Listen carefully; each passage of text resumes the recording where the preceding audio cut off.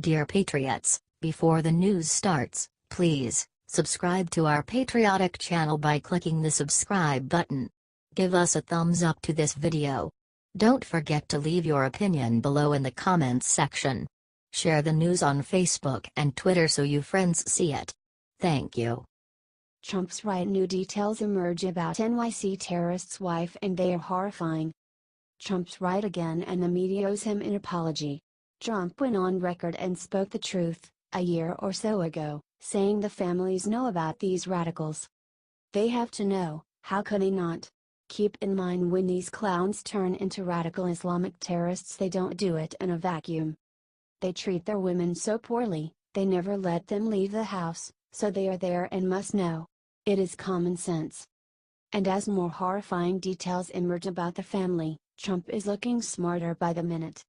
The Los Angeles Times just released a shocking expose of the terrorist and his wife after going and talking to neighbors.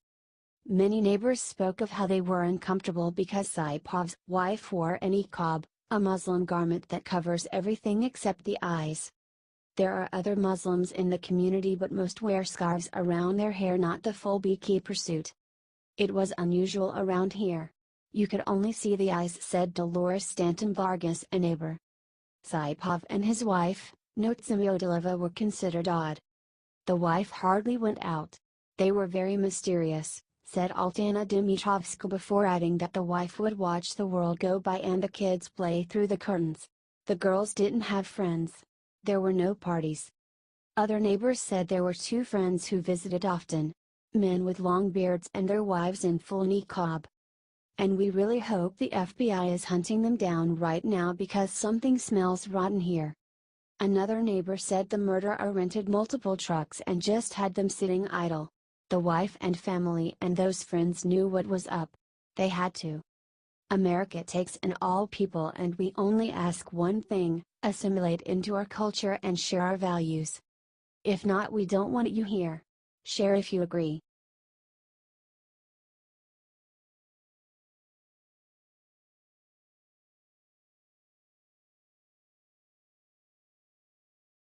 Trump comes forward, sends Gloria Allred scurrying back under rock she crawled from to sue him.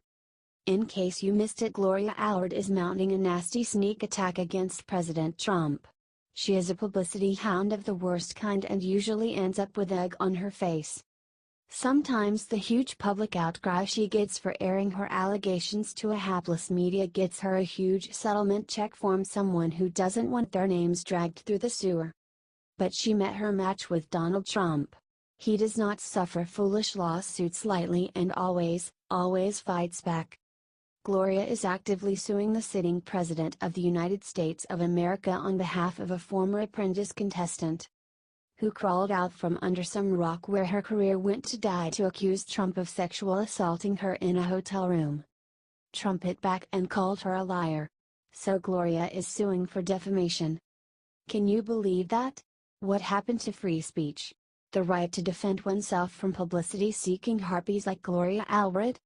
According to the New York Post, those are the same issues Trump's lawyer is making in a motion to dismiss this case and send Allred scurrying back under her rock. Trump's lawyers are arguing that Summers Yurvos inserted herself into a political debate with her false accusations at the height of a presidential campaign. And moreover, Trump's lawyer Mark Kasowitz correctly points out that this was a politically motivated attack and that Trump was exercising his right to defend himself when he called her what she is, the worst kind of liar. Share if you agree.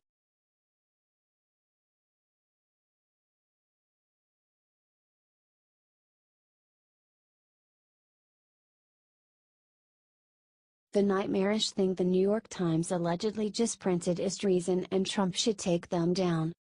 This needs to get out. It appeared on Reddit this morning and we at Liberty Writers are looking into the veracity of it. It is very treasonous if true. Take a look at this advertisement below. The funny thing is that this ad is so off the cuff. It's way stupid. What are these people resisting? Are they resisting the millions of jobs that Trump has brought in? It's a 17-year high. Are they resisting the stock market being at an all-time high? Are they resisting ISIS being defeated? Are they resisting 3% GDP growth? Are they resisting Obamacare falling apart? None of this sounds like a nightmare. It's the American dream. The resistance is being bankrolled by the Refuse Fascism organization. Refuse Fascism got $50,000 from a group backed by George Soros, according to the Daily Caller. The New York Times is a nightmare. These calls to remove Trump, Pence at all costs is nothing short of treason. It should be treated as such. Share this if you are praying for our president.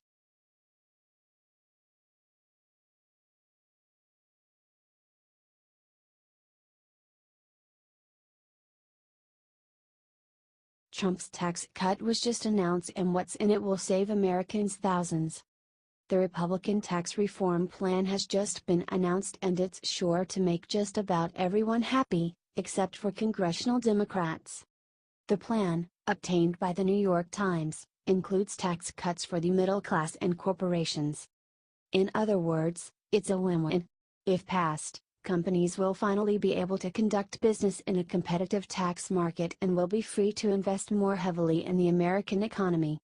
That, of course, will benefit the middle class who work for such companies, in addition to the tax cuts they'll see on their personal paychecks. According to the legislation, those making less than $24,000 annually would pay no income tax. Married couples making less than $90,000 would be in a 12% tax bracket, and those making up to $260,000 would pay 25%. There are minimal changes for those making $1 million or more, though. Those under 7 figures will be taxed at 36% and those over would pay a rate of 39.6%. The bill also eliminates the alternative minimum tax. In other words, the GOP tax plan is saving those who need it most. The middle class will finally get a reprieve from taxation and our corporations will finally be paying a fair rate that won't have them fleeing to other countries. Trump is making taxes great again. Comment thanks, Trump. And share if you want these lower taxes now. There's still a long way to go in Congress. We need to make sure every Republican is on board or this plan won't pass.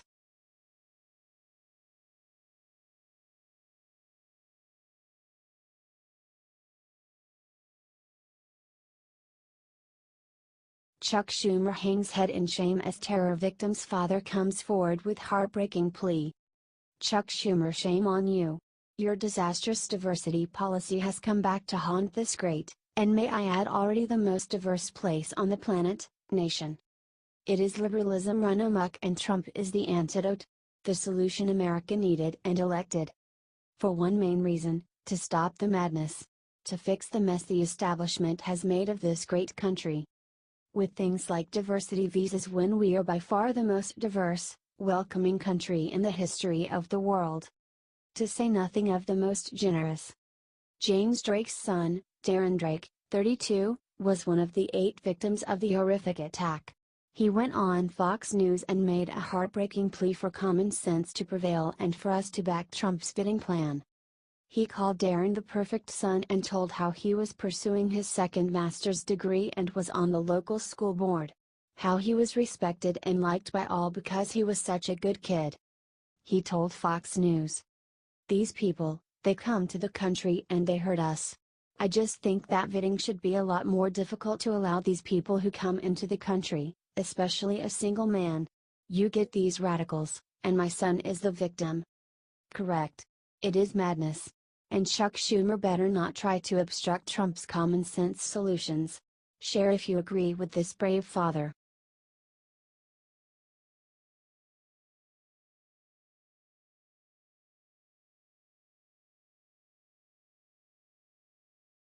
Dana Loesch comes forward, silences whiny Michelle Obama with one brutal fact. This needed to be said. Thanks Dana. The liberals have been running the asylum for too long and it is time common sense made a comeback. We have let the liberal politically correct police run rampant around our society and now people are afraid to speak. And not just conservatives. Liberal icons like Bill Maher have been banned from liberal colleges. It is a classic case of if it ain't broke don't fix it. Why are we trying to fix free speech?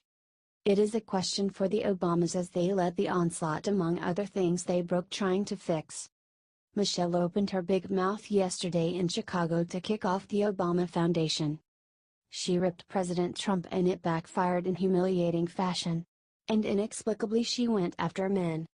Michelle said we are making men feel a little entitled and a little, self-righteous sometimes. Now, her kids are girls, so she must be talking about Barack, right? Dana Loesch's jaw dropped when she heard that, so she came out to set the record straight. Speaking to Fox News, Loesch said, "This conversation got me. I feel as though we live in a society that has a sword drawn on men. I feel we live in a society where men are the enemy. Look back at the UVA rape story that Rolling Stone did. We live in a society where women, I feel, are quite demanding. Women are in the streets marching for abortion on demand and taxpayer-funded birth control, so this really struck me as odd. Let's raise men to be gentlemen, women to be ladies, and let's encourage respect for both sexes. I don't think that serves any purpose to cut men down that way. I know she has daughters, but as a mother of sons, I disagree. Share if you agree."